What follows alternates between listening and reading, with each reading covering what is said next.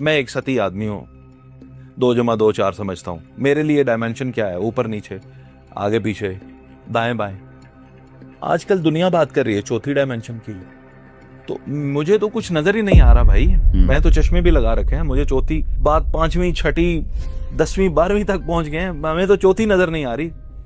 ये क्या है सर? ये डायमेंशंस किधर है और उधर है कौन? ये डायमेंशंस जो है ना, क्वांटम फिजिक्स कहती है कि ये तो कर्ल्ड अप है, बहुत कर्ल हुई है जैसे आप, पर इसे इंसानी लेवल पे समझना बड़ा मुश्किल है। आपका माइंड 3D है और उसको आप उससे ऊपर समझना चाहे बड़ा मुश्किल हो जाता है। मतलब पर मैं आपको बड़े सिंपल एग्जांपल से, सबसे पहले देते एक डॉट, सिर्फ एक डॉट ले, जहाँ ना ऊपर नीचे जा सकता है ना यहाँ वहाँ जा सकता है, वो सिंगल डायमेंशन में है। एक डॉट जो ना ऊपर नीचे जा सकता है, जो यहाँ वहाँ जा सकता है, वो 1 डायमेंशन है। 2 डायमेंशन क्या हुआ?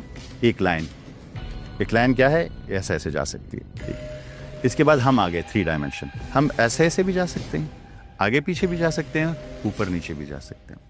4 डायमेंशन बड़ा इंटरेस्टिंग है। 4 डायमेंशन कुछ लोग कहते हैं कि टाइम है। अब हमारे पास एक लिमिटेशन है।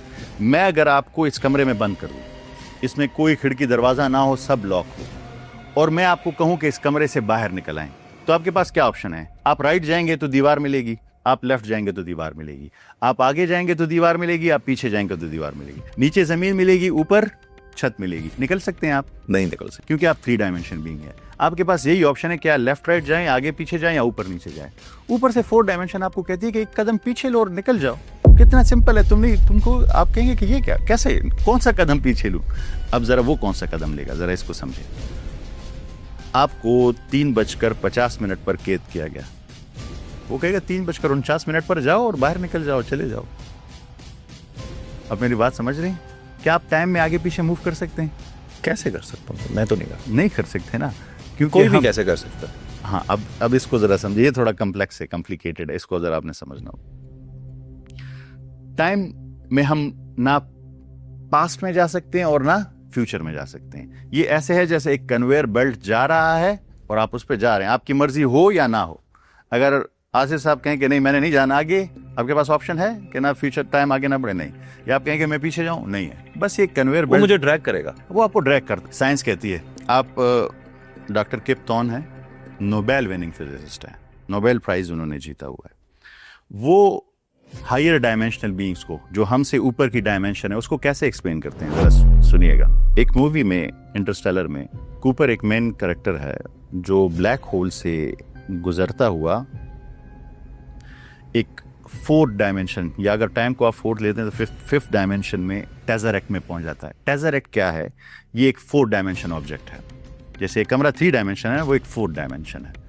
उसको जब आप देखेंगे फिजिकली, कभी सर्च कीजिएगा तो आपको थोड़ा बहुत अंदाजा होगा कि 4th डायमेंशन क्या होता है। टेज़रेक्ट इज अ 4th डायमेंशन। वो एक टेज़रेक्ट में एंटर हो जाता है। जैसे ही वो एंटर होता है ऊपर उसमें, तो वो उस टाइम पर एट द सेम टाइम अपनी बेटी का पास्ट देख रहा होता है जब वो 3-4 साल की थी, प्रेजेंट देख रहा होता है जब 10-12 साल की थी, और फ्यूचर देख रहा होता है जब 30 साल की थी।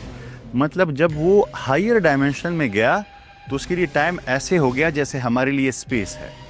वो एक टाइम पे पास्ट, प्रेजेंट, फ्यूचर तीनों देख सकता था, तो उसके लिए एक डायमेंशन ज्यादा हो गई।